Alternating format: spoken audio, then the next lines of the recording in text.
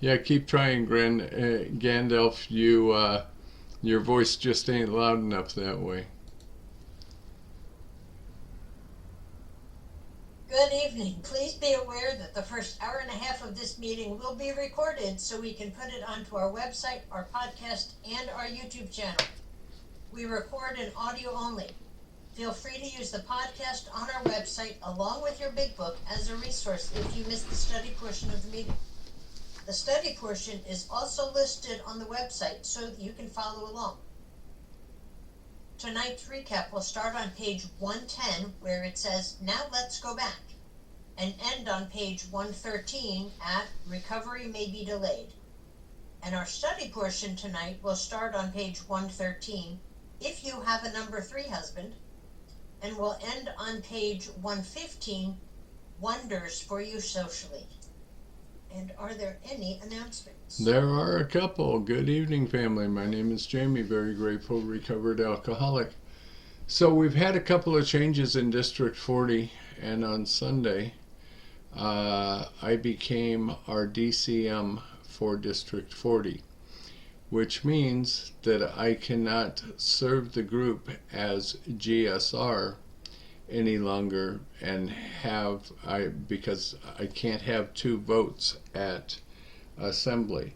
So next month we will be having our quarterly group conscience anyway.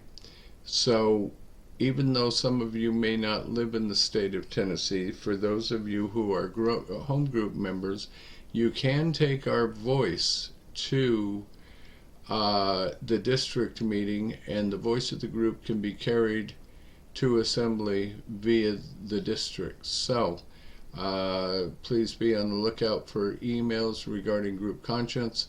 I'll also have the GSR report coming out soon, financials, and all of those things that we normally need to do. So, and if you're new to us and you decide you like what we have and you'd like to become a home group member, you are more than welcome to. All you got to do is let me or Trish know, and we will be happy to add you as a home group member, and you can have a voice in the way this group operates. So, moving on from there, good evening and welcome to the Lewisburg Primary Purpose Big Book Study Group. To prepare for our Big Book study, let's get focused by having a 3-minute moment of meditation followed by our family's fog light prayer. And I'm a recovered alcoholic. My name is Trish. Thanks for joining us tonight. We're going to start the meditation in a minute, so please take a moment to get situated. Please be aware of background noises when you are unmuted and sharing as to not distract others or yourself. We suggest we all observe proper Zoom etiquette. If you wouldn't do it in a live meeting, please don't do it here. And just a friendly reminder that absence of profanity offends no one. Please keep yourself muted during someone else's share, and we will call on you in the order that hands are raised. From the foreword to the first edition of Alcoholics Anonymous. We of Alcoholics Anonymous are many thousands of men and women who have recovered from a seemingly hopeless state of mind and body. To show other alcoholics precisely how we have recovered is the main purpose of this book and of this group. For the meditation, some suggestions are: focus on your breath and posture, breathe in God, and breathe out self. Take this time to reconnect with God. Let the craziness of the day drift away and ask God to help you focus on the study. And now we will invite those cute little monks in, so enjoy your time with God, folks. And we'll see you in a couple of minutes.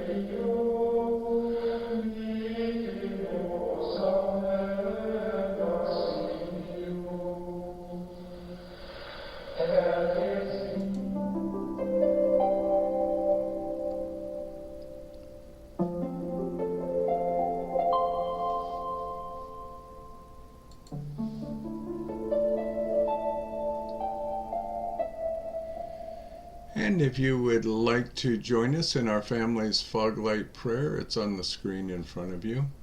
God, let your love shine through us like a fog light, so that those that are lost, sick, and dying can find your love through us. Amen.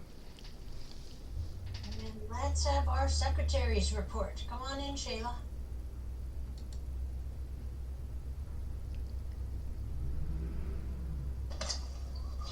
Hi, my name is Shayla, and I'm your recovered alcoholic secretary. I have asked Linda to read the recovered statement. We read this notice to explain why many people in this group identify as recovered rather than recovering, and what it exactly means to be a recovered alcoholic. Take it away, Linda. Hi, my name is Linda. I'm an alcoholic, recovered. We are not cured of alcoholism. Recovered, but not cured. That presents a conflict to some alcoholics. If we were cured, we would be able to drink responsibly. No, we are not cured. The allergic reaction to alcohol will remain with us for a lifetime, but we have been restored to sanity. That was the problem. The main problem of the alcoholic centers in his mind rather than in his body. Page 23. We are now sane where alcohol is concerned. Consequently, we have recovered.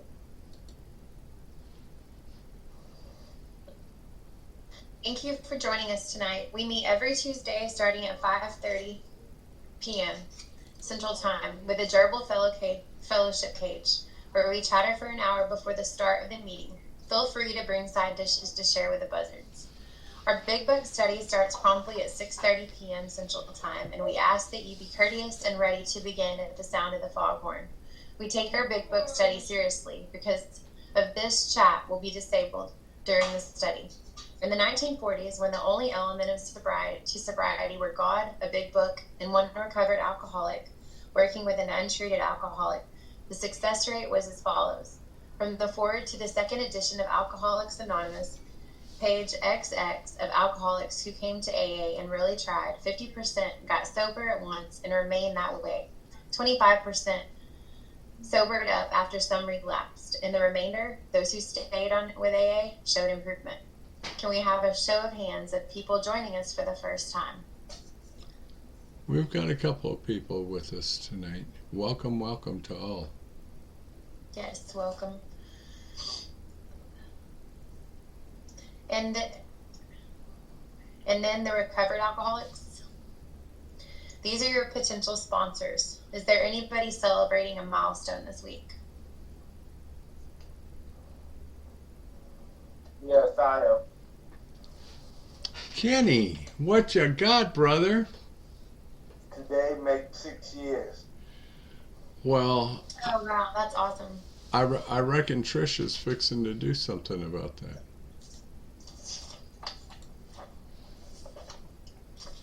Happy birthday to you. Congratulations. Happy birthday. Thank Yes. you. Congratulations. Thank you. If you should require a Big Book of your own, we have large print editions available that can be sent to you by Buzzard Mail. The delivery time is questionable. Please remember to practice our 7th tradition by donating to the group's address, Venmo, or PayPal, posted in chat and on the screen. Our suggestion is to purchase the Big Book and take an untreated alcoholic through the program of recovery. Please visit our website posted in the chat. Thank you. See you next week. Thank you, Shay. Excellent job, and that was Shayla's first time ever doing that, so well done. Thank you. I believe it's my part, right? From chapter 2, there is a solution. The tremendous fact for every one of us is that we've discovered a common solution. We have a way out on which we can absolutely agree and upon which we can join in brotherly and harmonious action. This is the great news this book carries to those who suffer from alcoholism. This is an open meeting, and as such, all who have an interest in alcoholism and our program of recovery are welcome. Because this is an open meeting, you need not identify yourself, nor your reason for being here if you do not wish to do so. Your anonymity will be protected. We ask that you protect ours.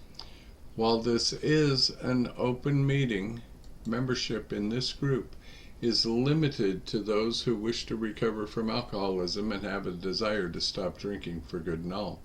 Each member of Alcoholics Anonymous is a potential sponsor of a new member and should clearly recognize the obligations and duties of such a responsibility.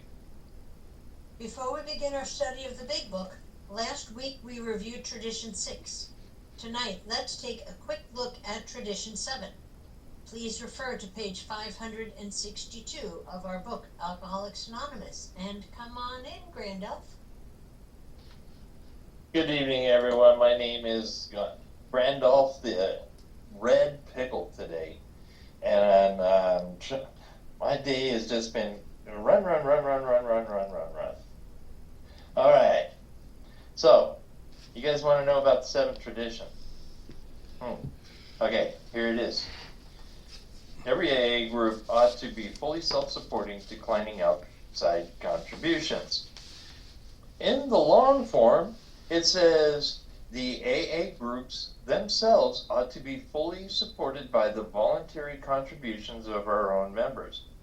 We think that each group should soon achieve this ideal, that in any public solicitation of funds using the name of alcoholics is highly dangerous, whether by groups, clubs, hospitals, or other outside agencies.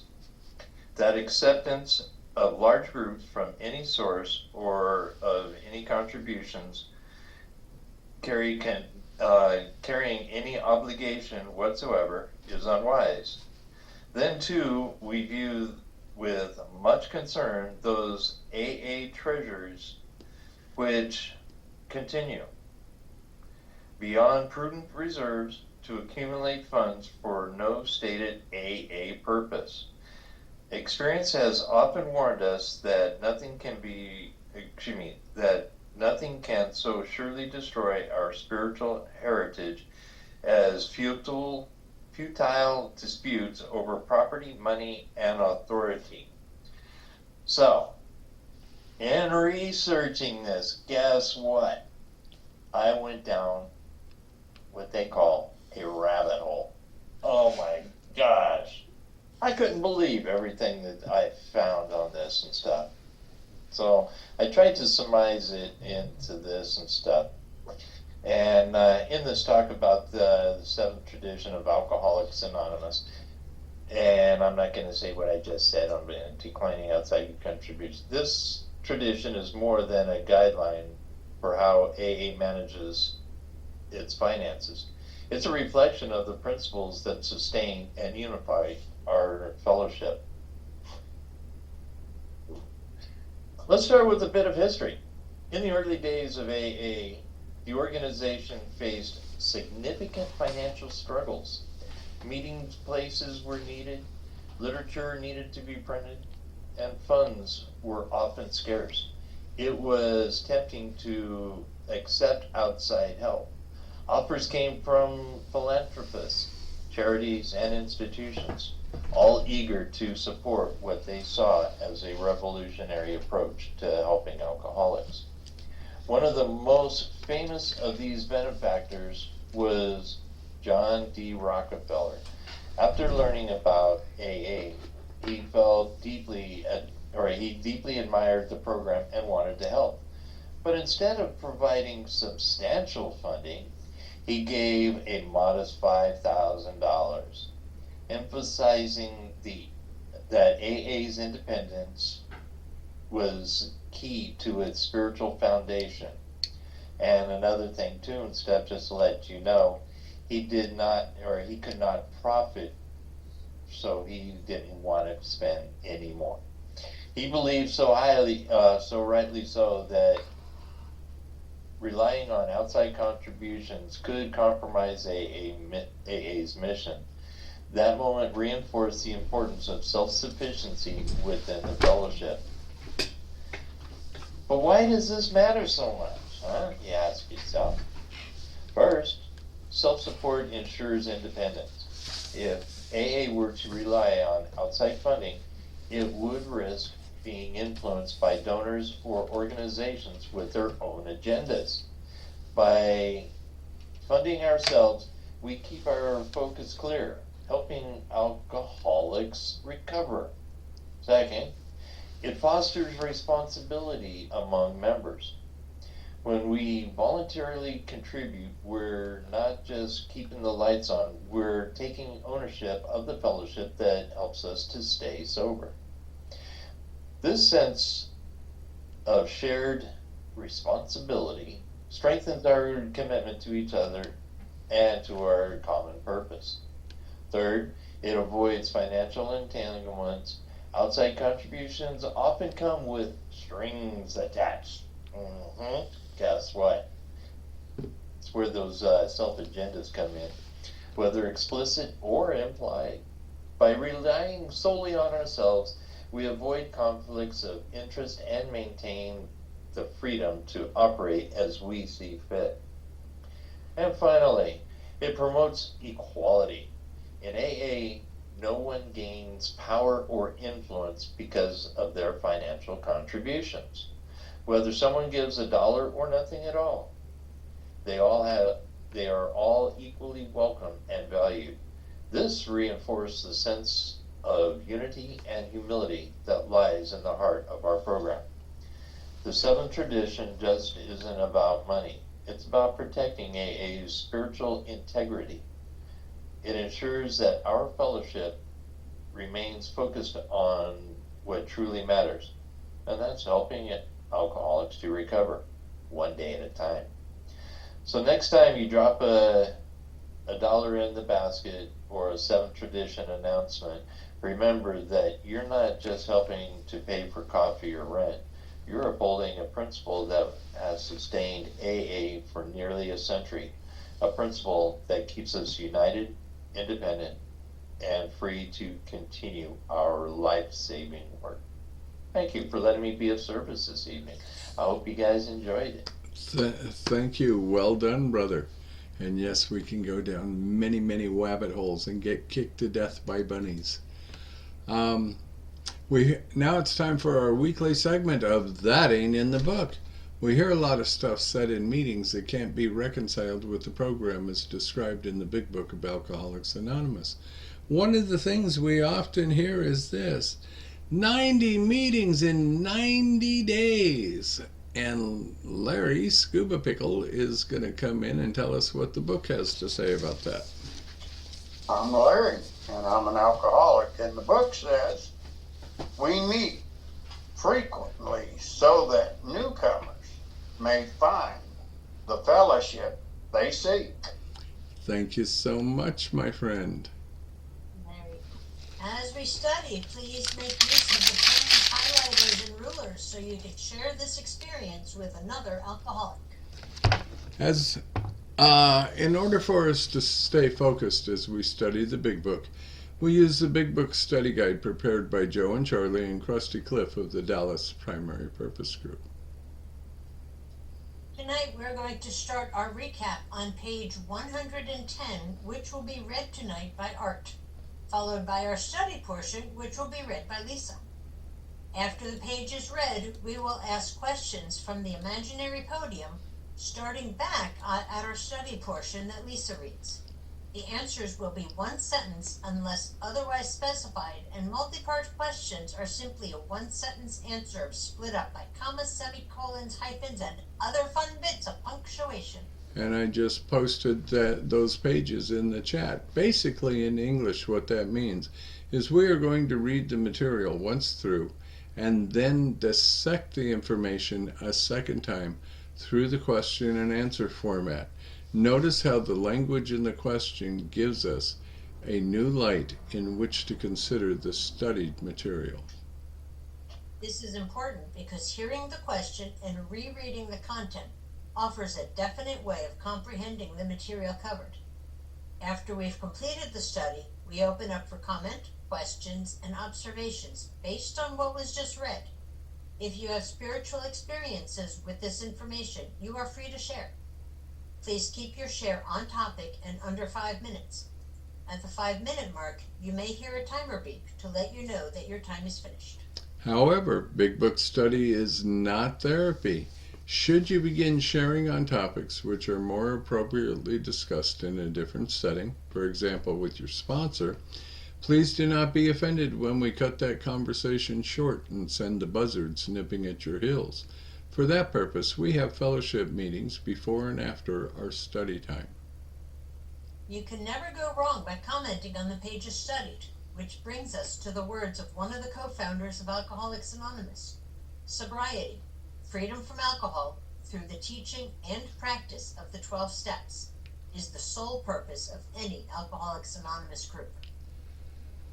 How did we arrive at this point? So we didn't just wake up to this morning and say, well, we're going to study these pages tonight. This is a 94-week book study from beginning to end, and this happens to be week 67 from the beginning. Starting next month, January 7th, we will have been doing this book study this way for 5 years. And we are quite happy about that. And in April, we will officially be 100% virtual for 5 years. We started at the beginning of the book with our very first promise, and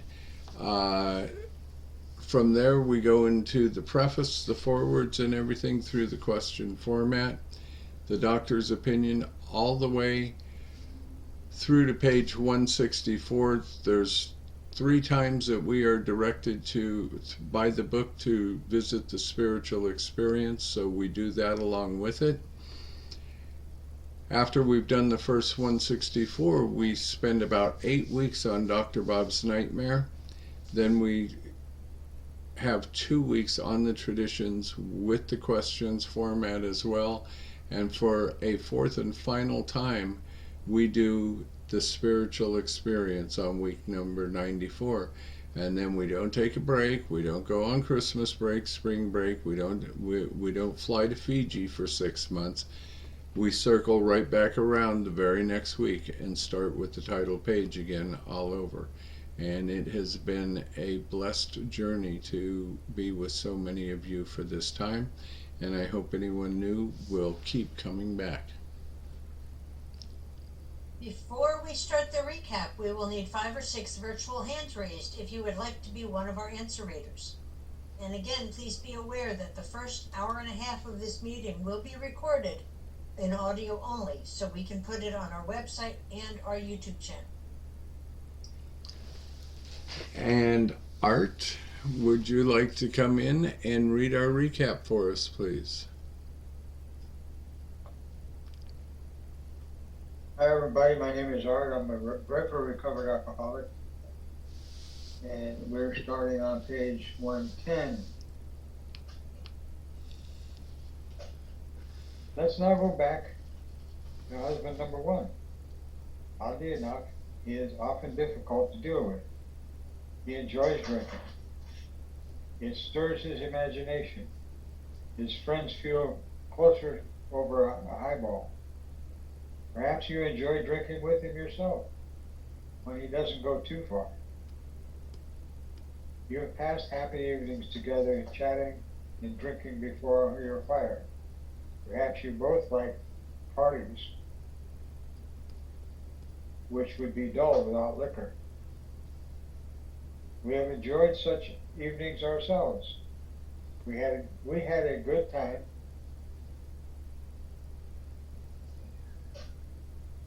We had a good time. We knew all about liquor as a social lubricant. Some, but not all of us, think it has its advantages when reasonably used. The first principle of success is that you should never be angry. Even though your husband becomes unbearable and you have to leave him temporarily, you should, if you can, go without rancor. Patience and good temper are most necessary. Our next thought is that you should never tell him what he must do about his drinking. If he gets the idea that you are a nag or a killjoy, your chance of accomplishing anything useful may be zero. He will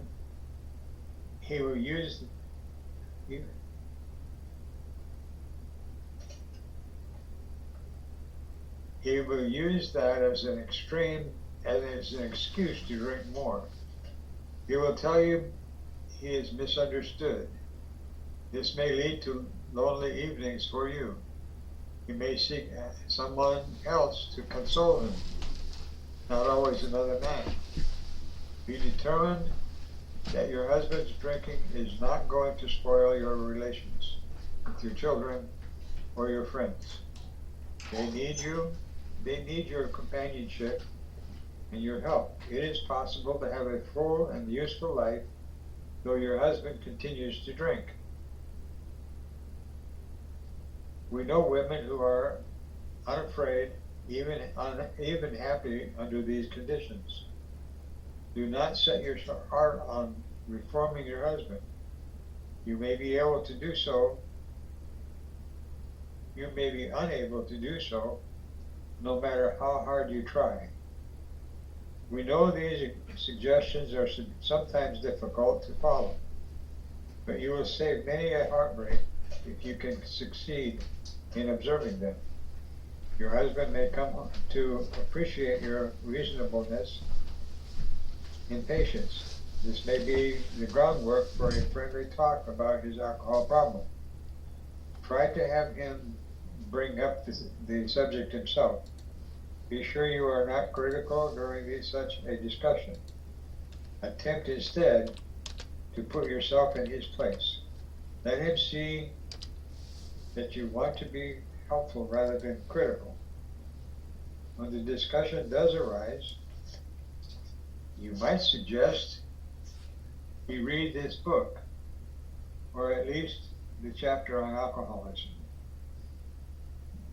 Tell him you have been worried, though perhaps needlessly. You think he ought to know the subject better, as anyone should have a clear understanding of the risk he takes if he drinks too much. Show him you have confidence in his power to stop or moderate. Say you do not want to be a wet blanket, that you only want him to take care of his health. Thus you may succeed in interesting him in alcoholism. He probably has several alcoholics among his own acquaintances. You might suggest that you both take an interest in them. Drinkers like to help other drinkers. Your husband may be willing to talk to one of them. If this kind of approach does not catch your husband's interest, it may be best to drop the subject. But after a friendly talk, your husband will usually revive the topic himself. This may take patient waiting, but it will be worth it. Meanwhile, you might try to help the wife of another serious drinker. If you act upon these principles, your husband may stop or moderate. Suppose, however, that your husband fits the description of number 2. The same principles which apply to husband number 1 should be practiced. But after his next binge, ask him if he would really like to get over drinking for good. Do not ask that he do it for you or anyone else. Just would he like to? The chances are he would. Show him your copy of this book and tell him what you have found out about alcoholism. Show him that as alcoholics, the writers of this book misunderstand. Tell him some of the interesting stories you have read.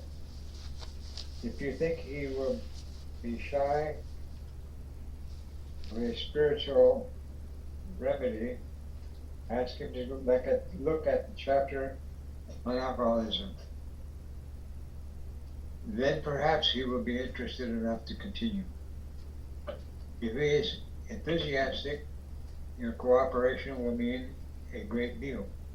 If he is lukewarm or thinks he is not an alcoholic, we suggest you leave him alone.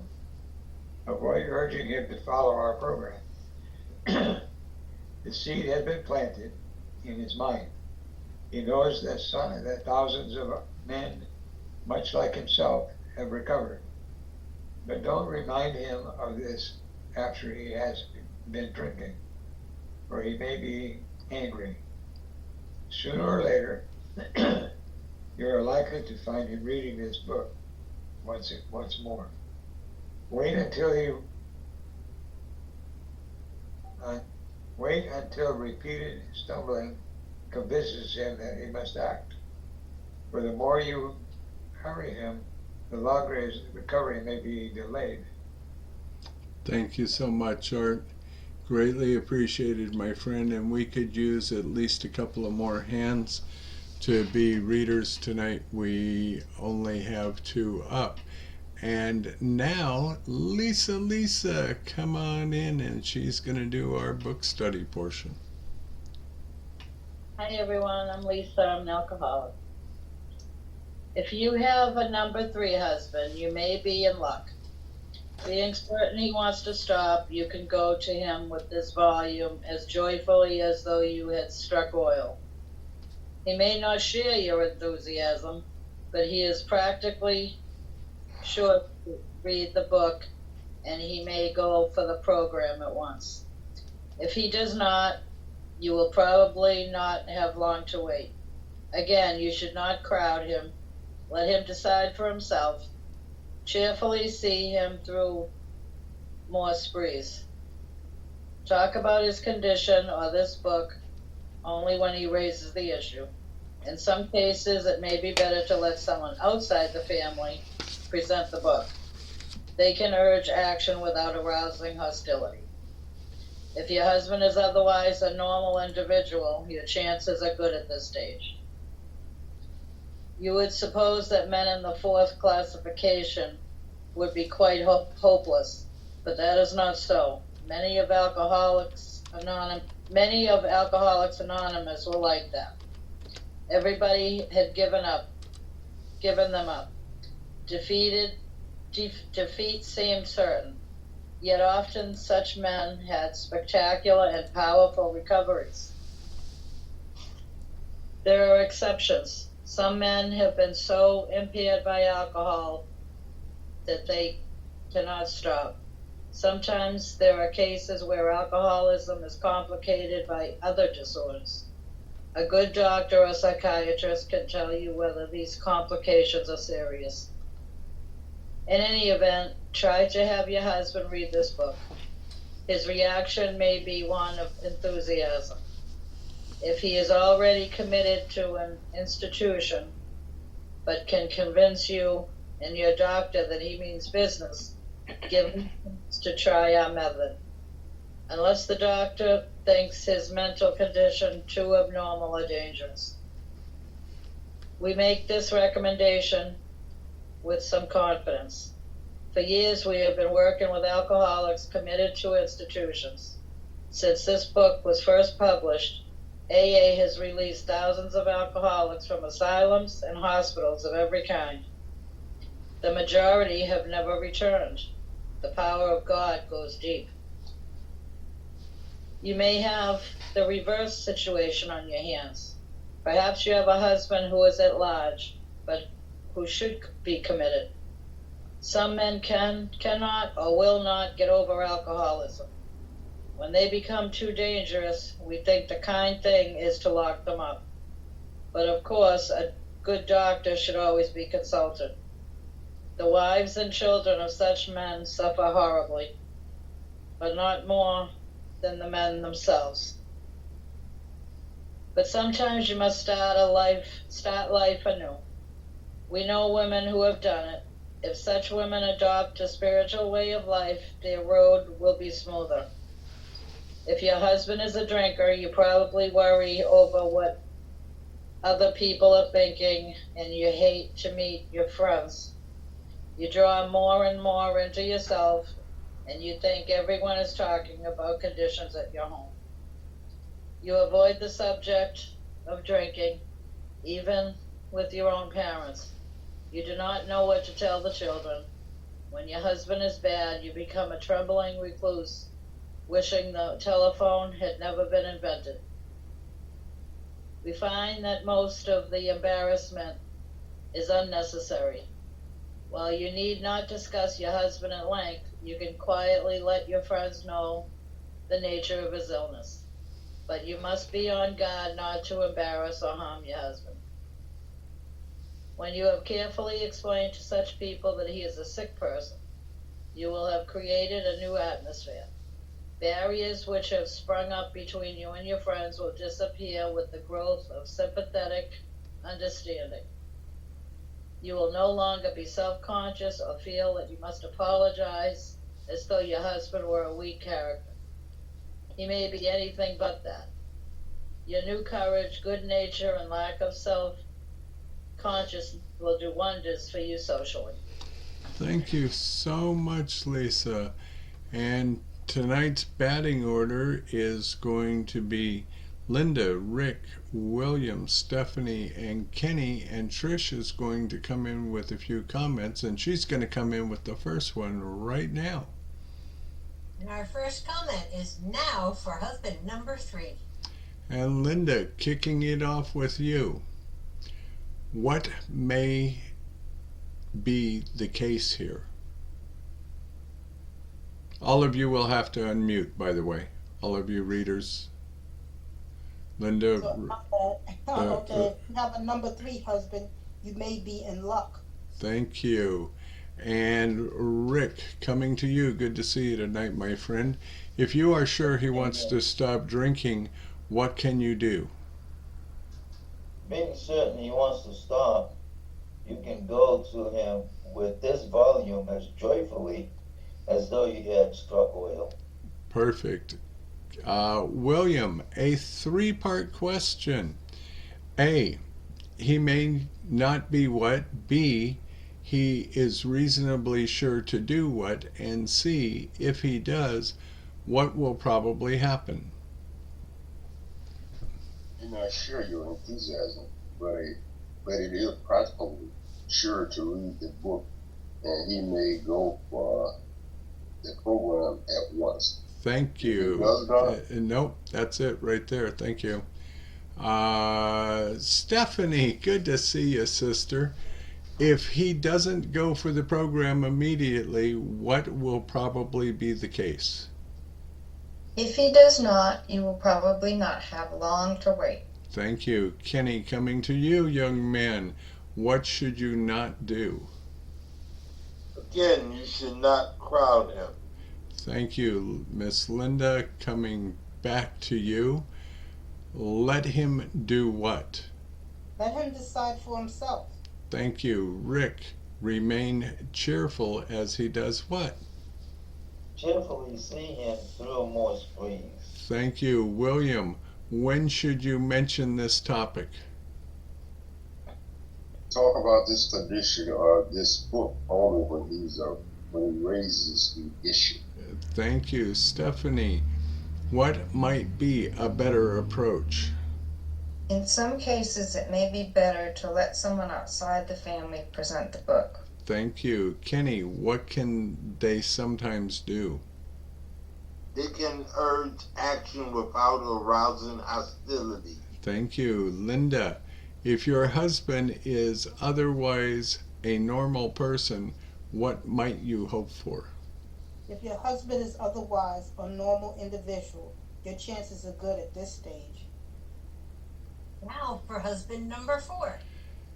And moving to you, Rick. Are alcoholics at this stage hopeless? You would suppose that men in the 4th classification would be quite hopeless, but that is not so. Thank you. William, were many recovered alcoholics at this point? Being Alcoholics Anonymous was like that. Thank you. Stephanie, what had everybody done?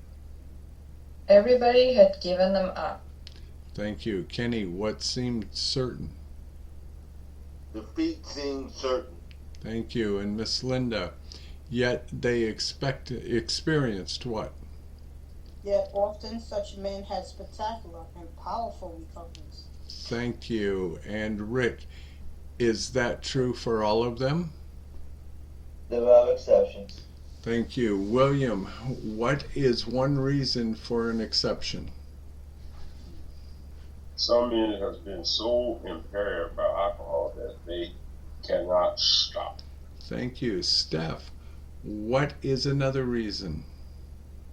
Sometimes there are cases where alcoholism is complicated by other disorders. Thank you. Kenny, who can determine if these situations are present? A good doctor or psychiatrist can tell you whether these complications are serious. Thank you. And Miss Linda, coming back to you. In any event, what should you do? In any event, try to have your husband read this book. Thank you. Rick, how may he react? His reaction may be one of enthusiasm. Thank you. William, two-part question. A, if he is in an institution and serious about this program, what might you do? And B, when should you possibly not do this? Very, very long sentence.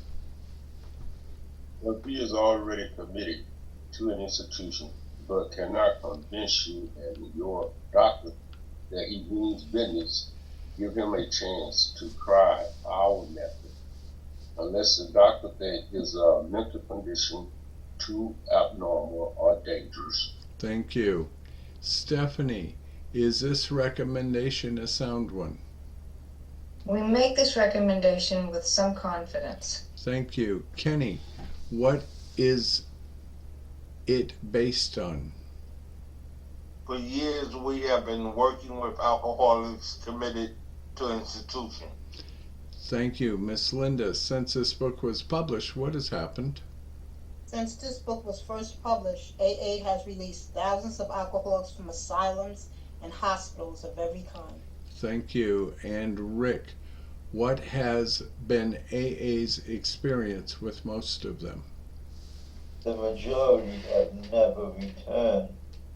The power of God. Nope, that's it, right there. That's it. Yeah. Thank you. And I've got another comment I'm coming in with. In the original manuscript, the following was written. About a year ago, a certain state institution released 6 chronic alcoholics. It was fully expected that they would all be back in a few weeks. Only one of them has returned. The others have had no relapse at all. In the 12th printing of the first edition in October 1948, it reads, during 1939, 2 state hospitals in New Jersey released 17 alcoholics. 11 have no relapse whatever. None of them have returned to the asylum. That's a big deal right there. William, coming to you. From whence comes this miracle? The power of God goes beyond. Amen. And Stephanie, on the other hand, you may have an alcoholic who should be what? 2 sentences. You may have the reverse situation on your hands. Perhaps you have a husband who is at large, but who should be committed. All I can do is laugh about that one. Kenny, what is the truth for some alcoholics? I've lost my starts with some men.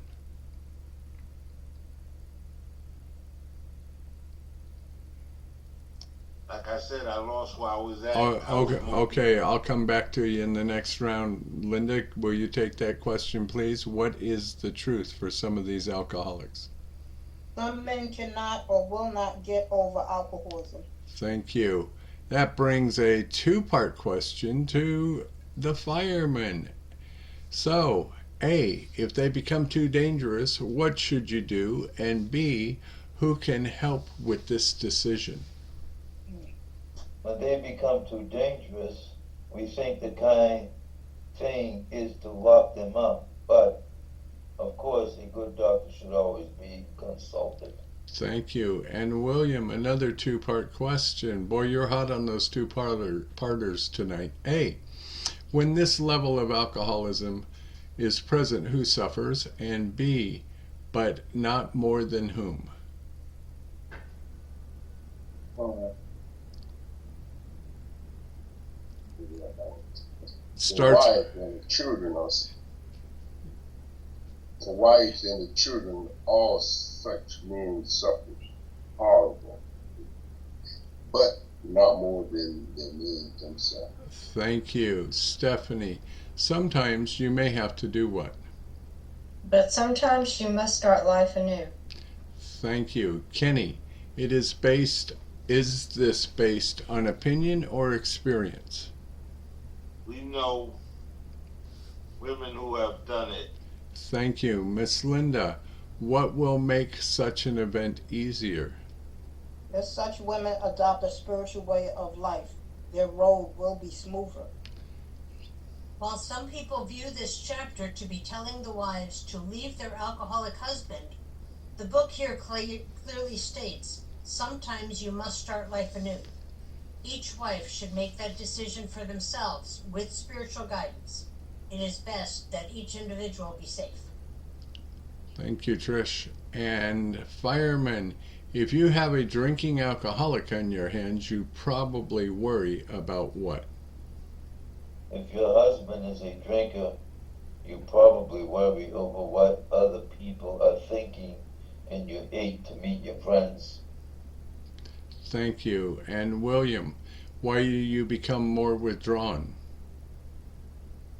You grow more and more into yourself and think everyone is talking about your condition at your home, the condition at your home. Thank you. Steph, what subject do you not care to talk about with anyone? You avoid the subject of drinking, even with your own parents. Thank you. Kenny, what can you tell the children? Though you do not know what to tell the children. Thank you. Linda, when his drinking is really bad, what do you do? When your husband is bad, you become a trembling recluse, wishing the telephone had never been invented. And Rick, what have we found? We find that most of this embarrassment is unnecessary. Thank you. William, what can you let your friends know? While you need not discuss your husband at length, you can quietly let your friends know the nature of his illness. Thank you. And Stephanie, be careful to not do what? But you must be on your guard not to embarrass or harm your husband. Thank you. And Kenny, what will happen when you have told your friends the truth? When you have carefully explained to such people that he is a sick person, you will have created a new atmosphere. Thank you. Miss Linda, what will happen to the barriers you have created? Barriers which have sprung up between you and your friends will disappear with the growth of sympathetic understanding.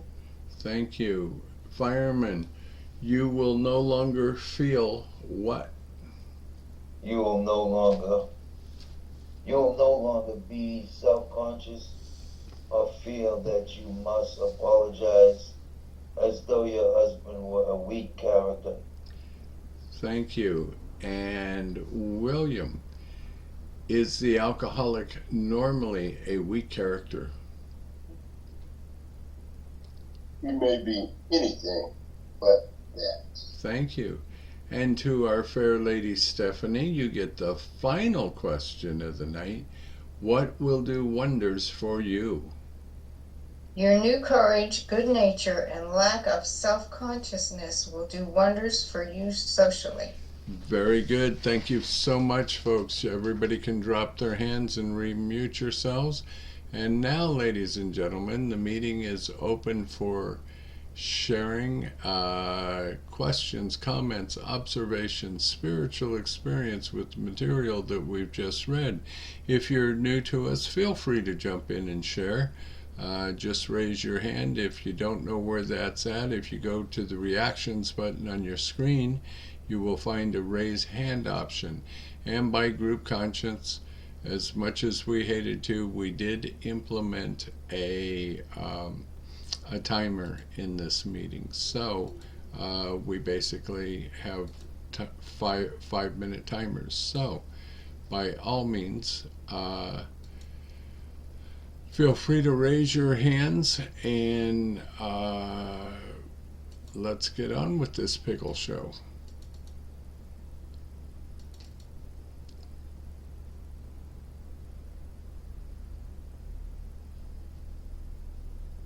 Oh, it's going to be a dental chair kind of night, I can see. Miss Linda, come on in. And I need to go to the dentist too. Hi, my name is Linda. I'm an alcoholic. I was just identifying with one part in here where it says, the rate of people coming back. They have since released alcoholics from the institutions, the asylums, and they measured the rate, like maybe 6, and then only 1 came back. And I could attest to that because I was a person in a psychiatric ward. The alcohol and the drugs wasn't doing anything for me, and I was just at the point where I was at the brink. I was at my bottom. And yes, I did go through that, but once I came to the rooms of Alcoholics Anonymous, no matter what I went through, I had the support of people in AA, so I didn't do anything like try to take my own life or this or that. I may have had some really tough times in AA, really, really tough times. When I was telling one person about it in the meeting, I said, this Christmas time made me think about the grandchild that I lost. That's one grandchild I won't be able to take to the museum, to the movies, to the places where they jump around and have fun. I won't be able to spend time with them and watch them grow, get the birthday presents, hold them while they're teething and all that. It's one grandchild I won't be able to spend time with. It made me think about that, but I didn't have to do anything drastic, you know what I'm saying? And other situations that I've been through. And we all go through these situations, but we have the support of AA. We have our sponsors. We have our support group. We can sit in a meeting around a bunch of people, alcoholics just like us, because we all got the same last name, and share, we can share, allow ourselves to get vulnerable and just share. As they say, a problem shared is a problem cut in half. There's always a solution. There's always a solution. When I hear that, it gives me hope. It gives me hope. When I hear acceptance, that gives me hope. Tells me we didn't say you had to like it. We didn't say you was going to be comfortable in it. We didn't say it was going to go away.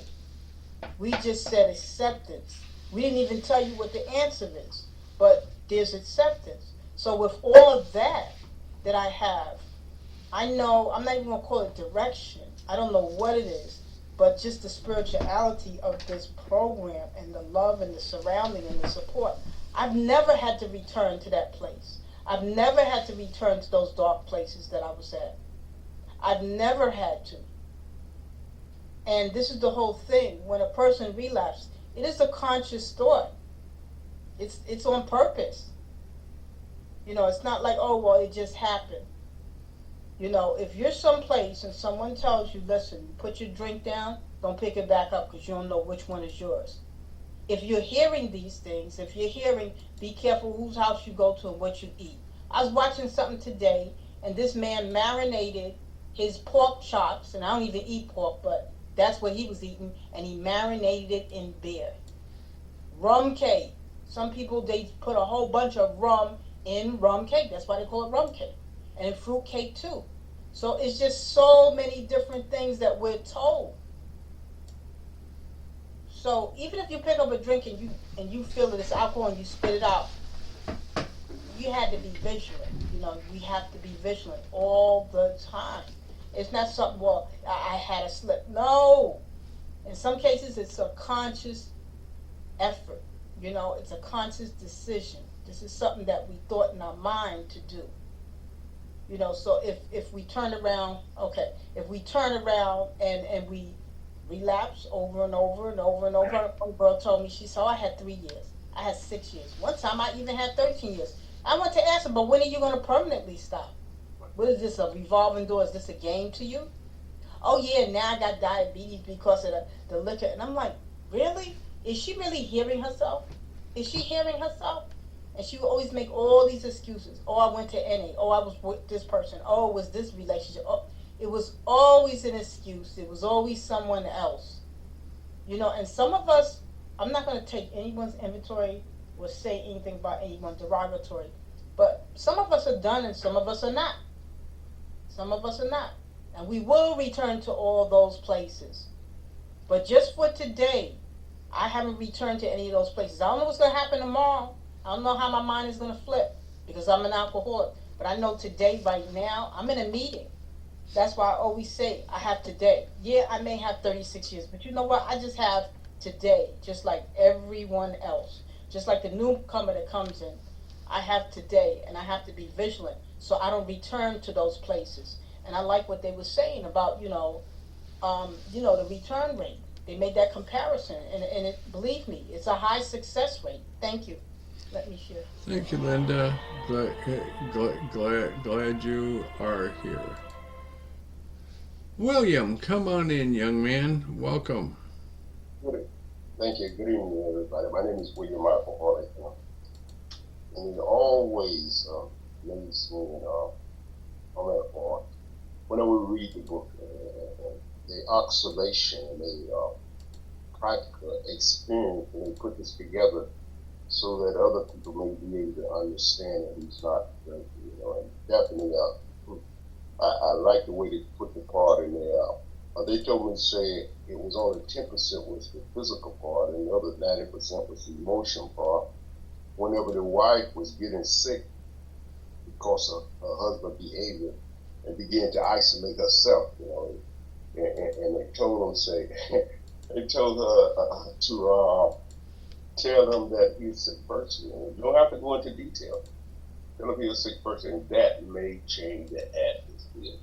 And you know what I mean? And may not change the people around her, but it helped me a lot. The whole reading just brings so much through my practice. Because I was a practical person. You could tell me something. I guess I was in denial, whatever it is. You could tell me something that is dangerous. Don't touch it.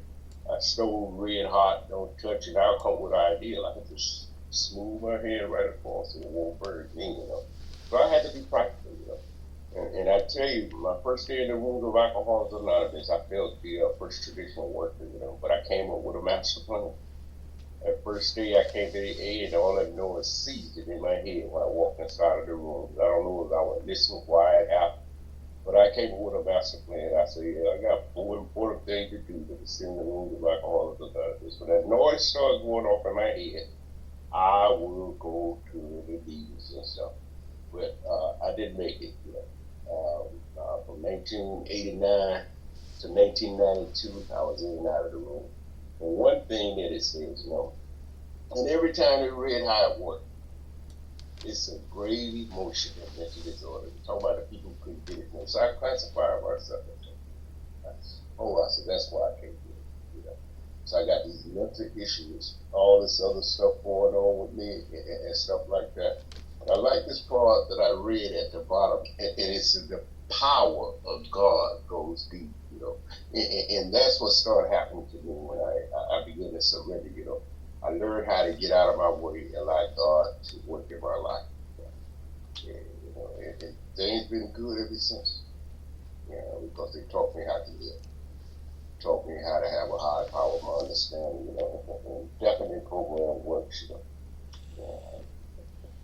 We all have our own bottoms, So look at us.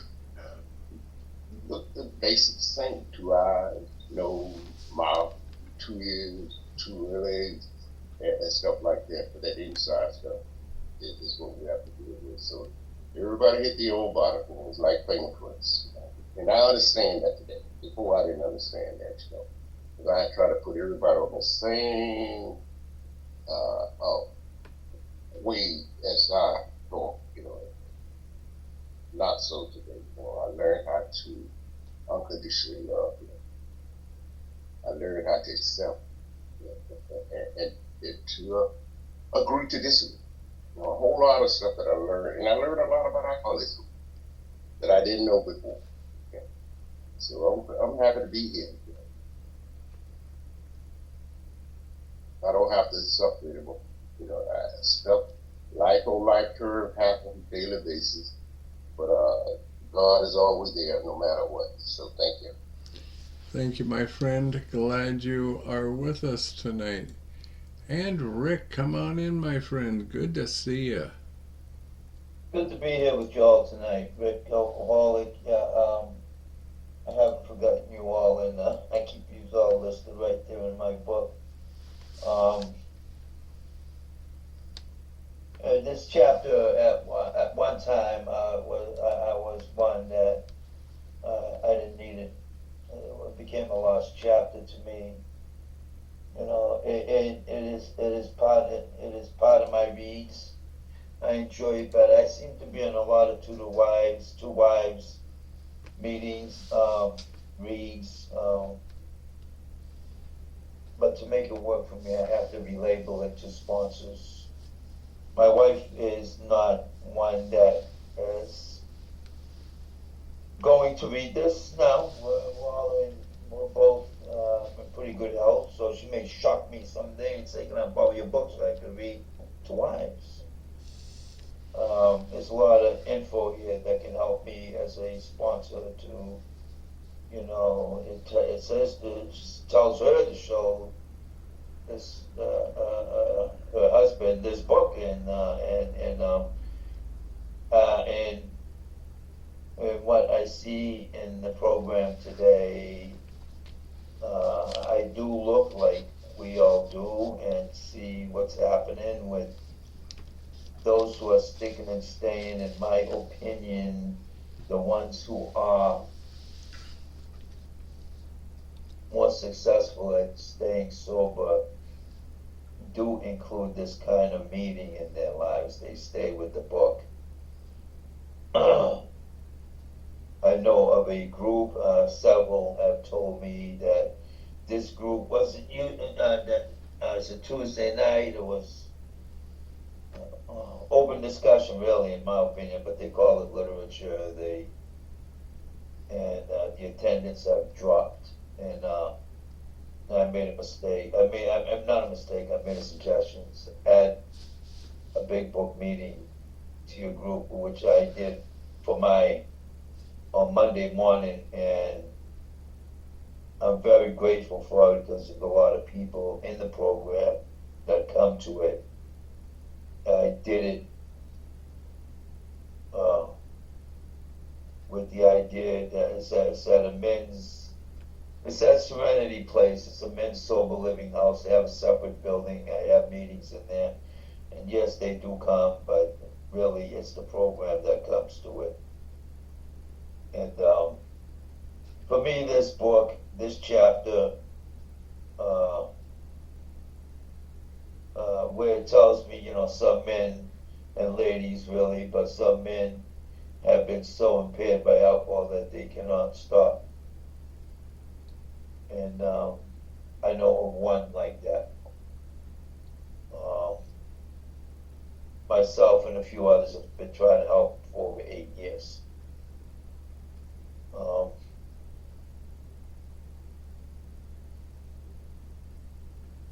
I was always reaching out to him off and on.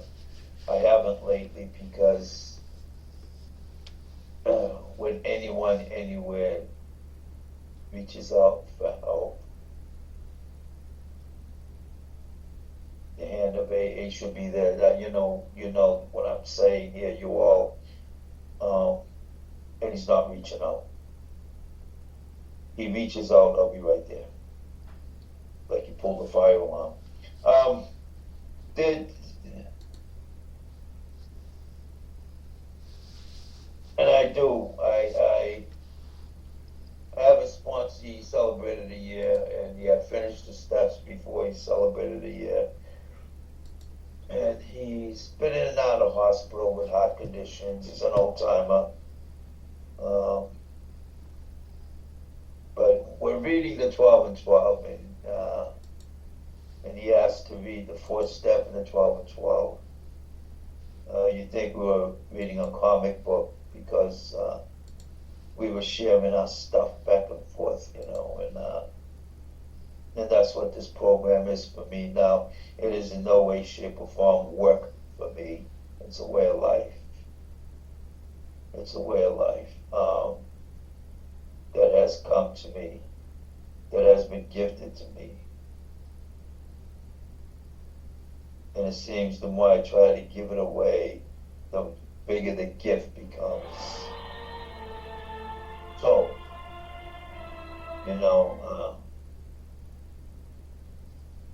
okay, I'll respect the timer. Well, you don't have to kill it right then. You can I finish gotta, the because I'll thought. take up everybody else's time. No, but you know what I mean. What I'm trying to say, a simple thing, but using a lot of words here. That two wives to me is two sponsor there's a lot of info here that I can use. If somebody else doesn't want to use it, I'll use it. Thank you. Thank you, my friend. A note about the timer, folks. It's a guideline. It's a guideline so that we can wrap things up without taking 13 and a half minutes to wrap them up. So come on in, Larry. Welcome. Yeah, I'm Larry, and I'm an alcoholic. I was kind of thinking about this reading, and there's not a lot I can say about relationships. I've pretty much messed up every relationship I've been in, but I looked at this chapter, and I it started talking. It talked about these people that they worked with, and the institutions, and the mental institutions, and mental wards, and different things, and most of them have never returned, and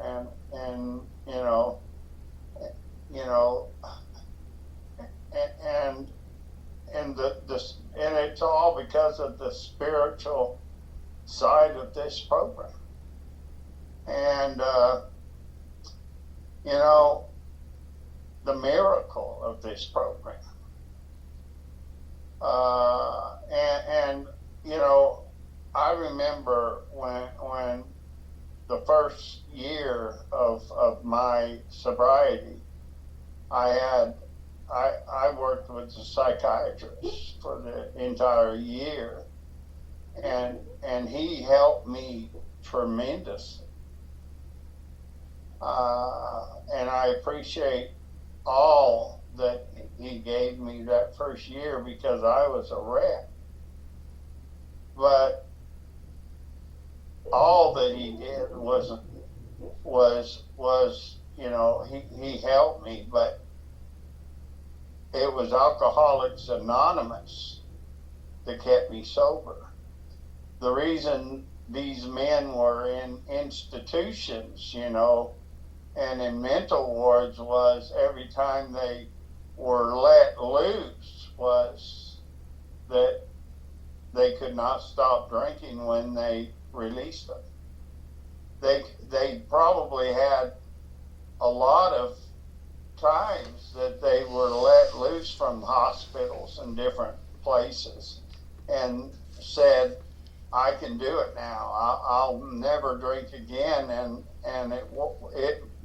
they may not have even got home before they took a drink, or it was not more than a day before they were drinking again, because of the disease of this disease that we have as alcoholics, and the hold that it has on our mind and our body.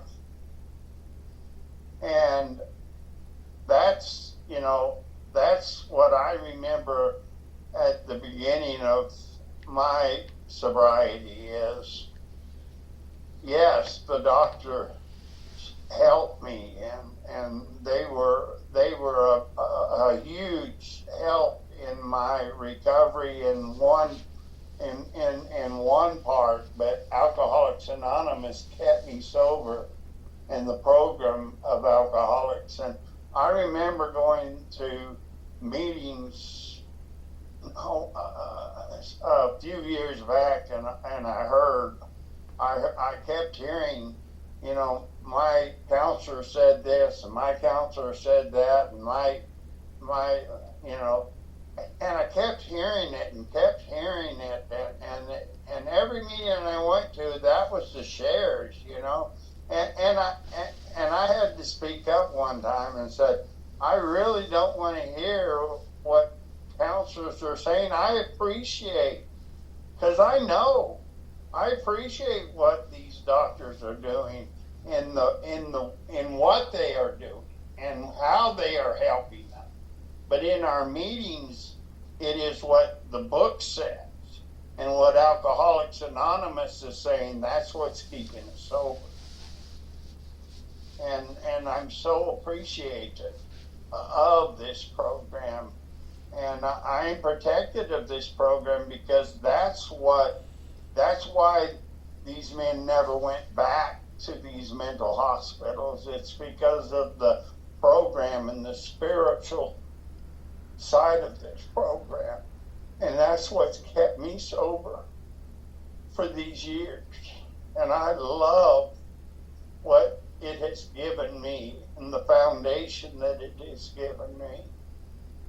And I appreciate physicians, I appreciate counselors, I appreciate psychiatrists, but I love this program. I'm Larry and I'm an alcoholic.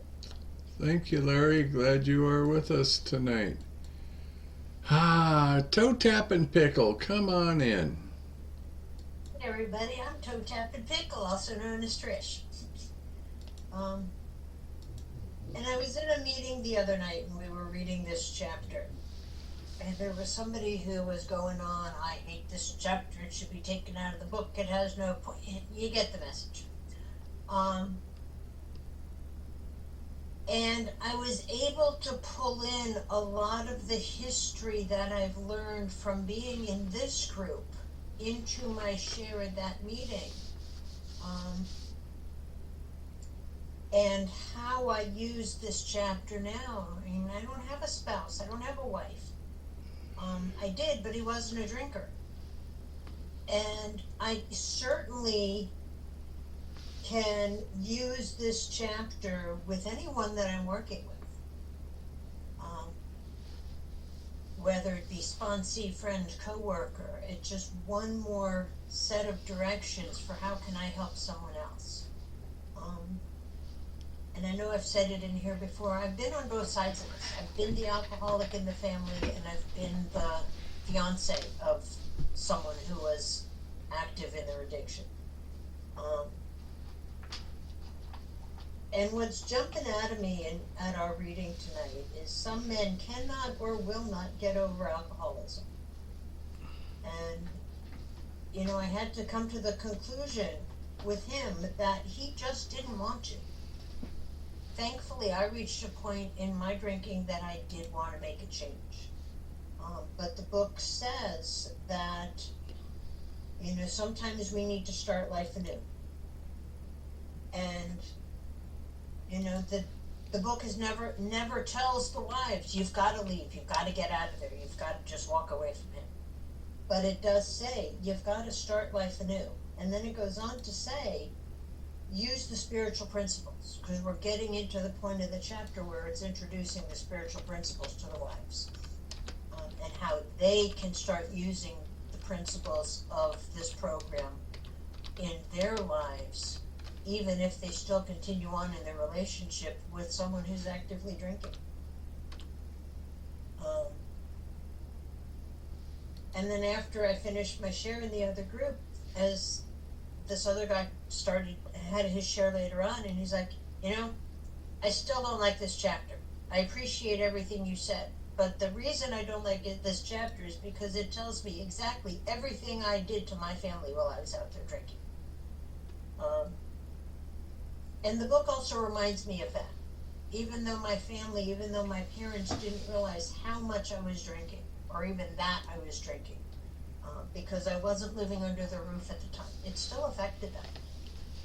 Because of the lies I told them, because of the isolation that I put them in by keeping them at arm's length, because of the lies I told them with my fiance so that I wouldn't have to admit to them what I was doing. Oh, stop it. And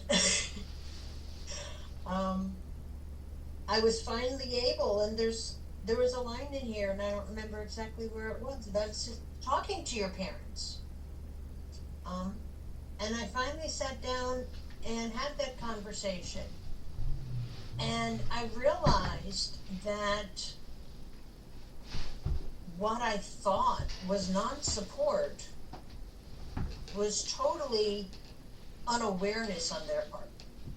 And had nothing to do with they didn't want to support me, they didn't want to be behind me, they didn't want to encourage me, they just weren't aware. Blissful ignorance. But they knew something was wrong with me in my life, they just didn't know what it was. Would they have read this book if they had it? I don't know. Would I have read this book at that point if they had had it to give to me? Probably not. But I did read it when I was willing to, and then I was able to have that conversation with them at the time that God saw fit, despite my kicking and screaming. And as a result, it has changed my relationship with them, with my parents, with my sisters. And I can use that as a conversation with people on how it may not be a spouse, but it can still help with any family member who's living with someone who's still drinking and wondering what it is I can do for them. And I may not be able to. You can start living with principles and taking care of yourself. And then hopefully they'll see the changes in you. Thank you. Thank you, Trish. And we still have about 11 minutes, folks, so don't be shy. I'm happy to practice the art of meditation.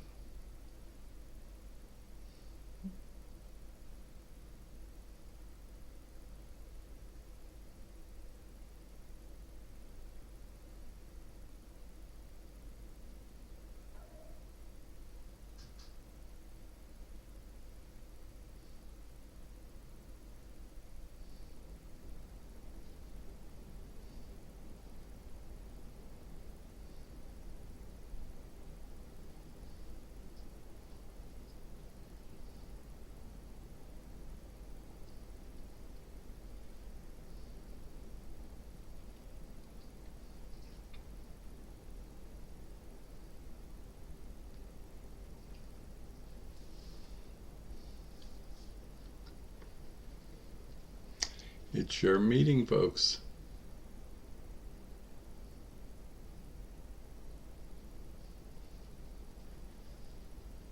I'm an alcoholic. I'm late. I don't like to share when I'm late. I've been having a hard time. I've been sick for a long time, and I didn't make it clear with the gentleman to remind me in the morning to share because my brain just isn't working very good. But I had a doctor's appointment today, and I have mold toxicity, and I've just it's colonized in my body, I guess. So, my first thought isn't to drink or drug. It's to find the solution. But I had this before, and when I went through it years ago, it was so scary, the dizziness and the blurry vision and asthma and just a brain fog. I drank and drugged through all of it. And I almost lost my daughter because I had her driving me to the doctor, and I was so sick. And the doctor's like, "How'd you get here?" And I said, "Well, my daughter drove." she was 9. So, I didn't see anything wrong with that because I grew up on a ranch, and from the age of, I can't even remember not being in a seat of a tractor or a truck, but I wasn't sober, and so it wasn't coming from a place of working on a ranch. It was coming from a place of necessity because I couldn't take care of myself. So today I can walk through this box sober, and I'm not going to put it off on my daughter, and I don't have to worry about CPS not giving her back and all that stuff, but the same fear comes up,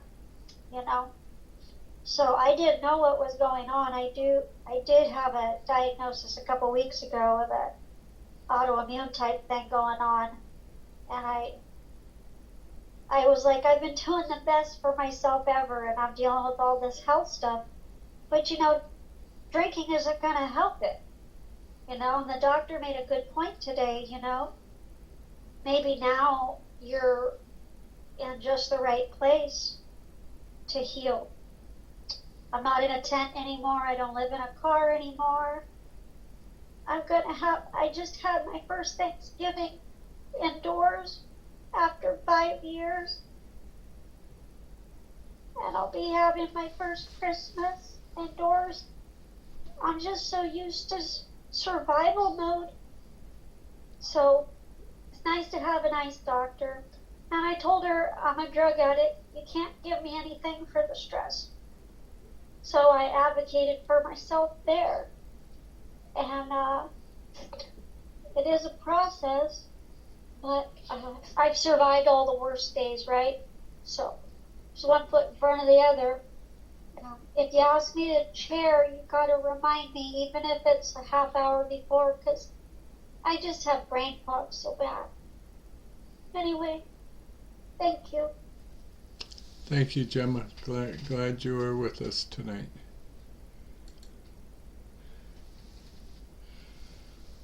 Well, no hands up. Damn the bad luck. I guess that means you're all stuck with me. Okay, Brian, thank you for saving me. Come on in. Yeah, I'll share. My name is Brian. I'm an alcoholic. Happy holidays to everyone. And, Gemma, you'll get through, everything that you're going through. And I think it's really important is what you said about advocating for yourself.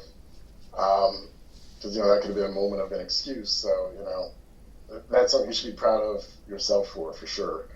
But, just thinking about, like the impact and the toll that we have on our families and whatnot.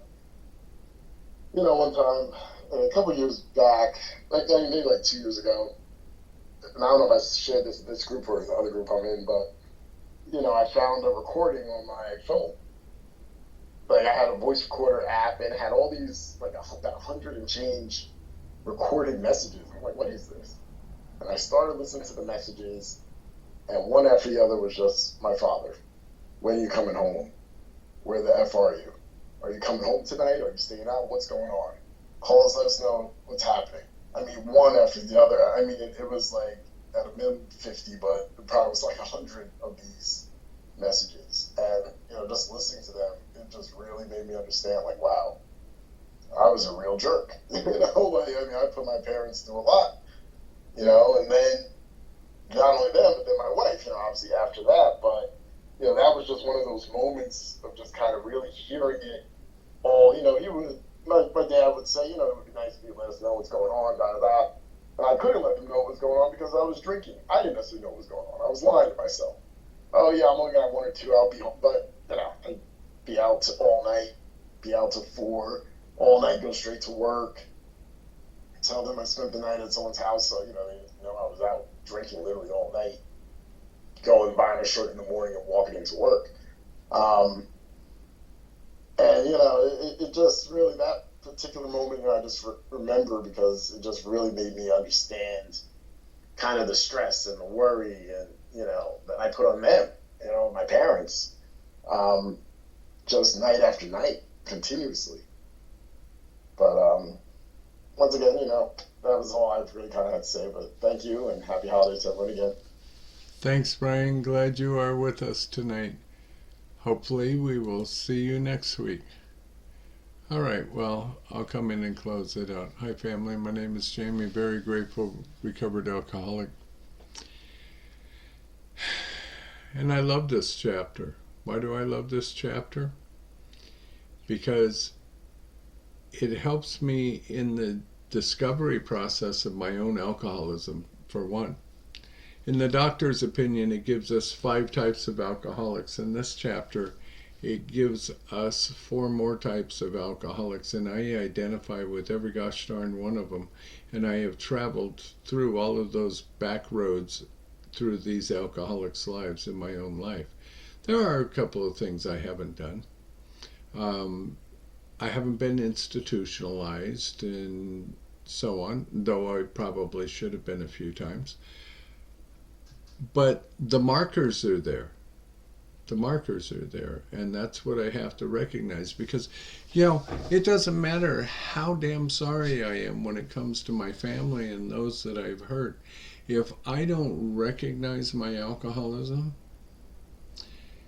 and truly concede to my innermost self that I'm an alcoholic, I will never, ever be able to find the things in my life that I did that harmed others. Ever. It doesn't matter. And so really, what are we dealing with in this part of this chapter? We're still dealing with step 1 in this family dynamic.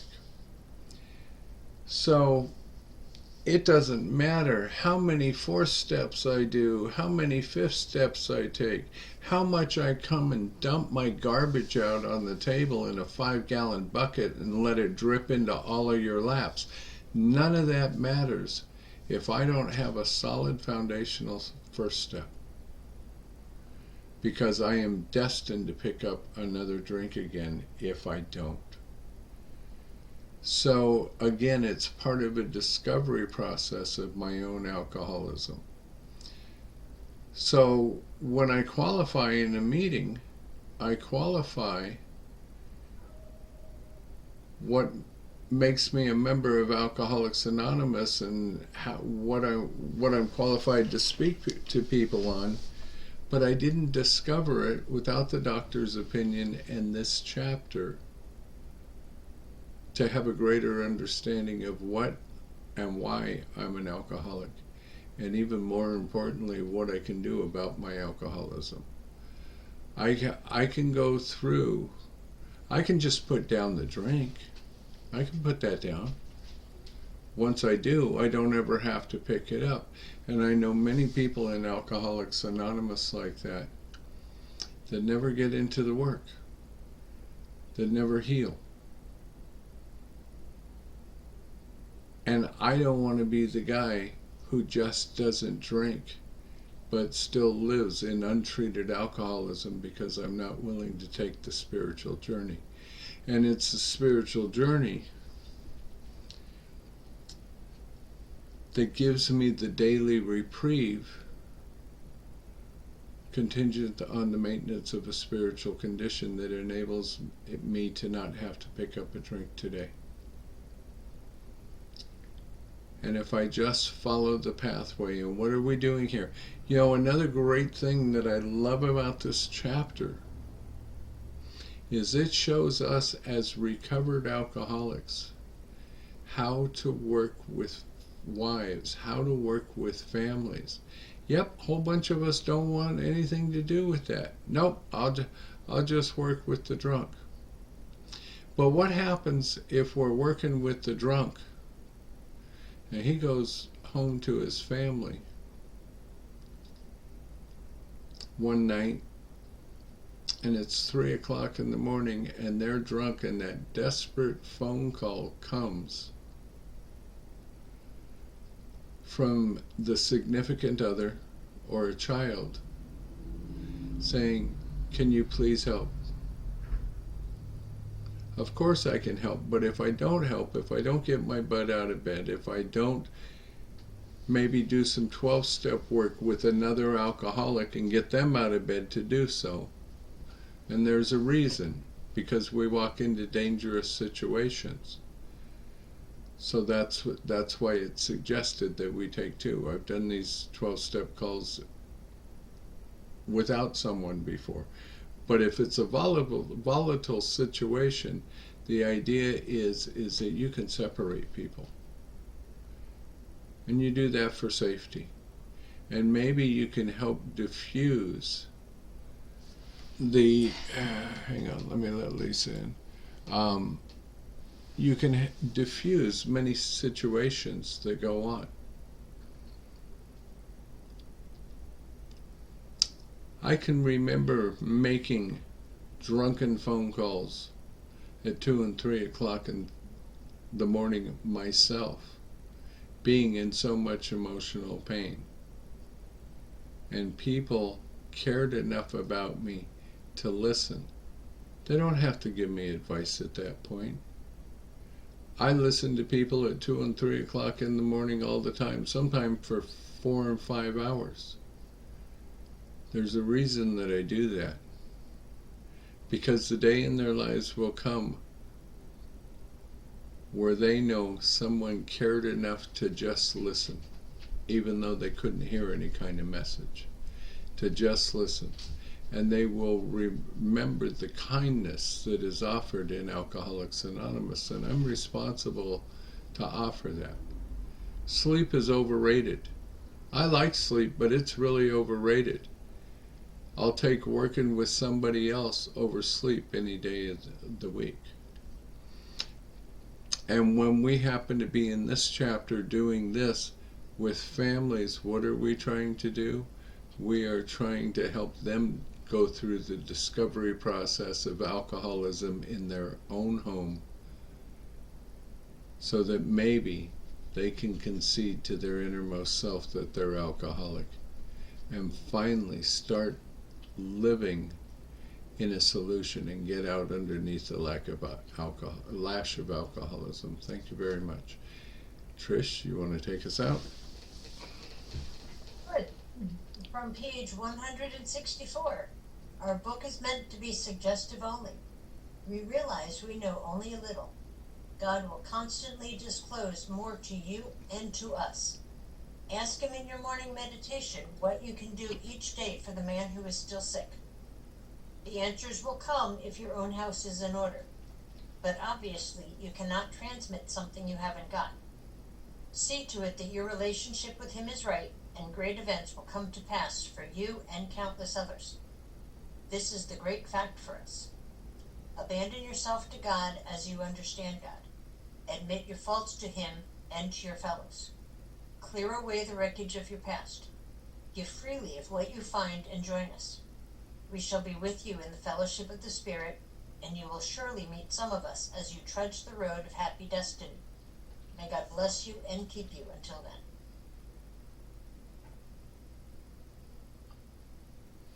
Okay, and we've got a real special way of closing out here around primary purpose. You know,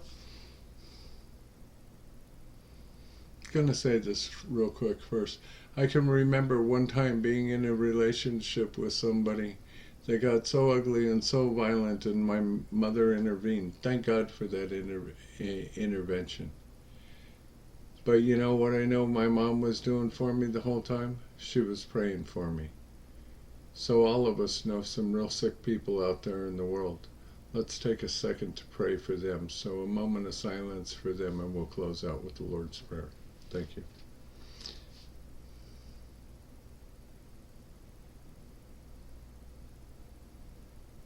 Thank you. And who will take us from shame to grace if we let Him? Our Father, Our Father, who art in heaven, hallowed be thy name. Hallowed be thy name. Thy kingdom come. Thy kingdom come. Thy will be done, on earth as it is in the heavens. Give us this day our daily bread, and forgive us our trespasses, as we forgive those who trespass against us. and lead us not into temptation, but deliver us from evil. For thine is the kingdom, and the power, and the glory, and the glory forever and ever. Amen. Keep coming back. It works, but only if you work it. So work it because you're worth it. Thank you, Have a folks. good night, everyone. It's good seeing you. Thanks.